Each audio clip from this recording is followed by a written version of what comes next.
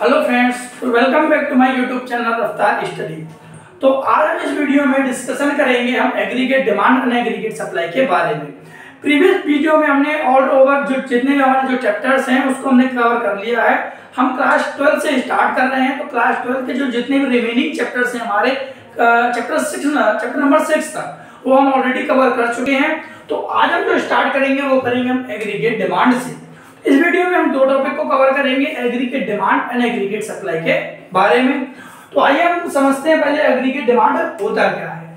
हमने class 11th में एक माइक्रो इकोनॉमिक्स देखी, हम जो 12th में पढ़ रहे हैं वो है हमारा माइक्रो इकोनॉमिक्स, और जो हमने प्रीवियस जो क्लास 11 था वहां पे हमने पढ़ा था माइक्रो इकोनॉमिक्स। देयर इज जो डिफरेंस था वो ऑलरेडी हम डिस्कशन कर चुके हैं कि माइक्रो में और मैक्रो में क्या डिफरेंस था। अब हम पढ़ेंगे एग्रीगेट डिमांड के बारे में। क्लास 11th में हमने पढ़ा क्या था, डिमांड से पढ़ा था हमने। तो डिमांड का क्या मतलब था वहां पे, डिमांड का मतलब था वहां पे जिसमें हम एक स्मॉल क्वांटिटी के ऊपर क्या करते हैं, डिमांड करते हैं मार्केट में जाकर। एक इंडिविजुअल किस प्रकार से अपना बिहेवियर रिएक्ट करता है, जिसमें कंज्यूमर बिहेवियर के बारे में पढ़ा था, वो पढ़ा था हमने क्लास 11 माइक्रो इकोनॉमिक्स में। देखिए, रिलेट करना बहुत ज्यादा जरूरी है क्योंकि डिमांड का मतलब चेंज नहीं होगा, डिमांड तो सेम ही रहेगा, बट यहाँ पे एक शब्द और यूज हो गया वर्ड, वो है हमारा एग्रीगेट। तो एग्रीगेट का क्या मतलब है और डिमांड का मतलब तो हम पढ़ भी चुके हैं, तो ओवरऑल दोनों के बारे में हम यहाँ पे डिस्कशन करेंगे। तो देखिए, एग्रीगेट का मतलब होता है एक बड़े स्तर पर, एग्रीगेट का मतलब होता है लार्ज एक तरीके से, ठीक है ना। इसीलिए हमने पढ़ा एग्रीगेट इकोनॉमी। जब हमने डिफरेंस पढ़ा होगा तो हमने वो प्रिंसिपल्स पढ़े होंगे, प्रिंसिपल कंपोनेंट्स क्या होते हैं मैक्रो इकोनॉमिक्स के। इसमें एग्रीगेट डिमांड आ जाता है, एग्रीगेट सप्लाई आ जाता है, नेशनल इनकम आ जाता है। तो इस प्रकार से एग्रीगेट लेवल पर इसके बारे में पढ़ाई करते हैं। तो आज हम पढ़ेंगे एग्रीगेट डिमांड। तो देखिए, एग्रीगेट का मतलब होता है बड़े स्तर पर मांग करना। अब बड़े स्तर पर मांग कब होगा, जब हम होल इकोनॉमी के बारे में पढ़ाई करेंगे, ठीक है ना। अब देखिए, पूरे के बारे में पढ़ाई करेंगे तो सीधी बात है वो चीज ज्यादा ब्रॉड लेवल पर हम पढ़ाई करेंगे, तो ब्रॉड ही है यहाँ पे। देखिए, एग्रीगेट डिमांड क्या होता है, एग्रीगेट डिमांड का मतलब होता है सम टोटल। इट इज मैं डेफिनेशन कर रहा हूँ, डेफिनेशन आप डिस्क्रिप्शन बॉक्स में मिल भी जाएगा, अदरवाइज आपको पीडीएफ भी डिस्क्रिप्शन बॉक्स में मिल जाएगा, आप वहां से लेकर के अपनी नोट्स हैं वो प्रिपेयर कर सकते हैं। आप यहाँ पर फिलहाल फोकस कीजिए कि मेरे जो डेफिनेशंस हैं वो है क्या, क्योंकि जब आपको एक्सप्लेनेशन देना पड़ता है तो अपने कुछ ओन वर्ड्स हैं आप उनका यूज कर सकते हैं।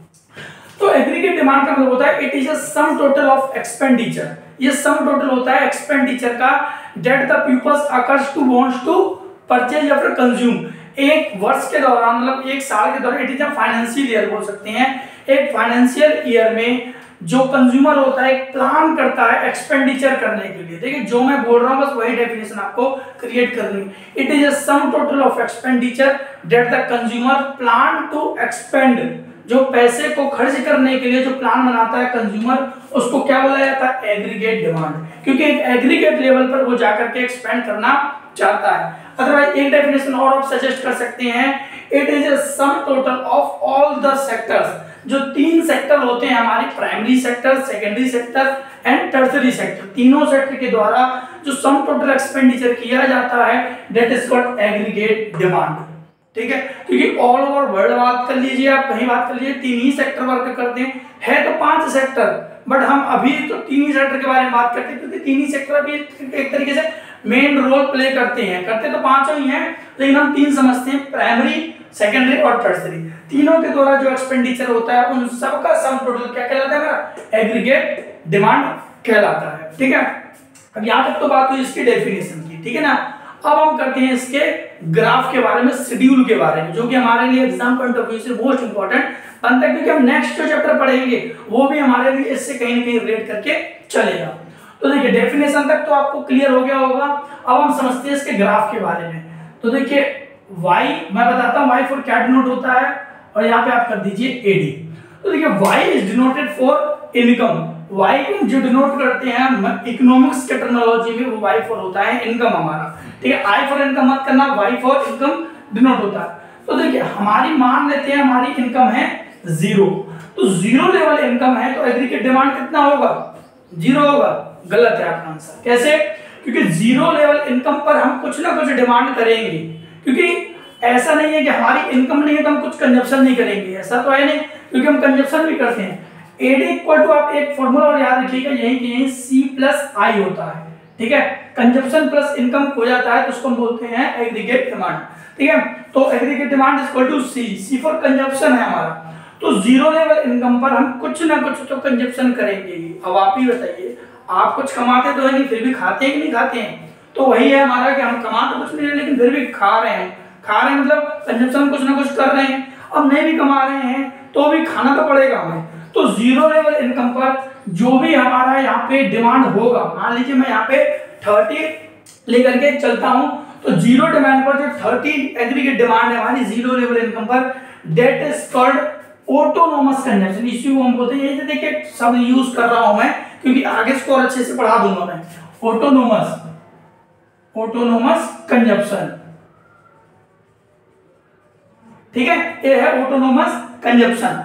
अब देखिए जीरो लेवल इनकम पर 30, जैसे ही मेरी इनकम बढ़ी मैं कंजप्शन भी बढ़ा दूंगा, ठीक है, जैसे जैसे बढ़ती चलेगी मेरी, ठीक है। ये मेरी 40 हो गई, ये भी 40 हो गया, ये 60 हो गया, ये 45 हो गया, ये 80 कर देते हैं क्योंकि 20-20 का गैप है, यहाँ पे 80 का कर दिया, ये 50 का हो गया। यहाँ तक आप इसको कर सकते हैं, ठीक है ना। तो ये क्या हो गया हमारा एग्रीगेट डिमांड का, हमारा क्या हो गया, शेड्यूल हो गया, एडी, ठीक है ना, एग्रीगेट डिमांड का शेड्यूल। जस्ट इसी का हम ग्राफ रीड्रॉ करेंगे, तो ग्राफ ड्रॉ करेंगे तो क्या होगा, देखिए ग्राफ किस प्रकार से ड्रॉ होगा। यहाँ पे आप ले सकते हैं एक्स एक्सिस, यहाँ पे वाई एक्सिस, ठीक है। इनकम है, इनकम को आप हमेशा नीचे की ओर डिनोट करेंगे, ठीक है, इनकम, ठीक है, वाई पर डिनोट करते हैं, और साइड में आप करेंगे एग्रीगेट डिमांड को, मैं शॉर्ट फॉर्म लिख देता हूं एडी, ठीक है। आप अच्छे से लिख लीजिएगा, यहाँ पे 0, यहाँ पे 20, 40, 60, 80, और इस प्रकार से इसी के हिसाब से आप यहाँ पे गैप ले लीजिएगा, ठीक है। जैसे मैं यहाँ पे 20, 40 यही सेम एज में ले लेना हूँ। आप छोटी क्लास में आपने ग्राफ ड्रॉ करना सीखा होगा, वहां से आप ये कर सकते हैं, ठीक है ना, 60, 80 इस प्रकार से ये हो जाएगा। तो अब देखिए y का और AD का इनका ग्राफ बनता कैसे है, तो देखिए y4 है इनकम, इनकम का ग्राफ तो आप आंख बंद करके ये कर दीजिएगा, ये एग्रीगेट डिमांड हो जाएगा हमारा, सॉरी इनकम हो जाएगी हमारी। इनकम जीरो लेवल से स्टार्ट हो जाता है क्योंकि y जीरो हो सकता है, इनकम में भी zero but aggregate demand never be zero. आप यहाँ से एक MCQ है वो भी क्रिएट करके समझ सकते हैं कि इनकम जीरो हो सकता है but aggregate demand never be zero, ठीक है। तो ये कहलाया जाएगा हमारा y। अब एक चीज और यार ध्यान रखिएगा, y बराबर होता है AS के, एग्रीगेट सप्लाई के बराबर होता है इनकम। कैसे होता है ये भी मैं बताऊंगा, अगली वीडियो बनाएंगे जब एग्रीगेट सप्लाई की उसमें, ठीक है ना। तो ये तो हो गया एग्रीगेट सप्लाई। अब वही हम करते हैं, देखो जीरो लेवल पर 30 है, तो जीरो लेवल इनकम पर 30 यहाँ पे होगा इनकी मिडिल में, तो याद रखना एग्रीगेट डिमांड यहाँ से स्टार्ट होगा, ना कि यहाँ से स्टार्ट होगा जीरो से उसका, क्योंकि कंजप्शन लेवल कुछ ना कुछ होता है, दैट इज व्हाई वो यहाँ से स्टार्ट होगा, ठीक है। देन 20 पर 35 है, देन 20 पर हम पहुंच गए 35 पर, ये 35 हो जाएगा यहाँ, ठीक है। आगे 40 पे 40, ये 40 पे 40 होगा, सॉरी इसको आप कम करिएगा, ये आ जाएगा आपका यहाँ पे, ठीक है। 40 पे 40 ये हो जाएगा 40 पे 40, ठीक है, ये हो जाएगा। ऐसे ही अगले पे क्या है 60 पे 45, 60 पे 45 ये यहाँ पे आ जाएगा, ठीक है। सॉरी ये 60 पे 45 एंड 80 पे 50, 80 पे आप कर दीजिएगा यहाँ पे 50, ये तो ये कुछ इस प्रकार से आपको क्रॉस करता हुआ मिलेगा, ये इस प्रकार से, ठीक है। ये कहलाएगा हमारा AD means C+I aggregate demand, ठीक है। ये दोनों ग्राफ, ये जो पॉइंट होगा जहां पे ये दोनों मीट करेंगे that is called equilibrium point. ये तो आप पढ़ते आ रहे हैं इक्विलिब्रियम क्या होता है, इक्विलिब्रियम क्या है, ऐसा पॉइंट जहां पे AD बराबर हो जाता है AS के, वहां पे एग्रीगेट डिमांड है वो, सॉरी जो हमारा ये है इक्विलिब्रियम पॉइंट मिल जाएगा हमको AD बराबर AS। यहां से मैं एक न्यूमेरिकल भी आपको डेरिवेटिव करके दिखाऊंगा, डेरिवेशन करके दिखाऊंगा, वहां से फार्मूला भी क्रिएट होता है हमारा, ठीक है ना। तो वो तो हम आगे डिस्कशन करेंगे। तो AD बराबर AS हो जाता है यहाँ पे CX पॉइंट पे, यहाँ पे दोनों ग्राफ भी करते हैं। तो ये हमारे मैंने डेफिनेशन बताया आपको, ये मैंने शेड्यूल और ये आपका ग्राफ हो गया, ठीक है ना। आने वाली वीडियो में, नेक्स्ट वीडियो में हम लोग डिस्कशन करेंगे एग्रीगेट सप्लाई के बारे में। होप्स आपको ये क्लियर होगा कि ग्राफ कैसे रीड्रॉ होगा, डेफिनेशन कैसे बनेगा और इसका ग्राफ कैसे बनेगा। Thank you.